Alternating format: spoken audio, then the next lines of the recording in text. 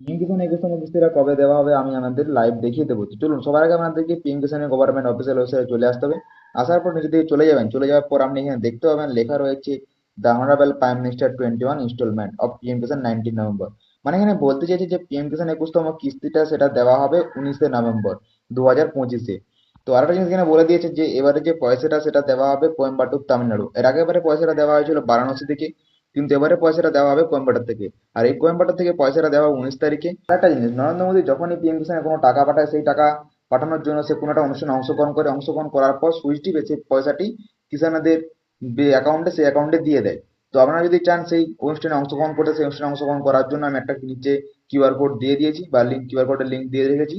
আমরা ওই লিঙ্কে ক্লিক করে সরাসরি অনুষ্ঠানে যোগ করতে পারবেন। আর অনুষ্ঠানটি শুরু হবে 19 নভেম্বর দুপুর 2টা থেকে।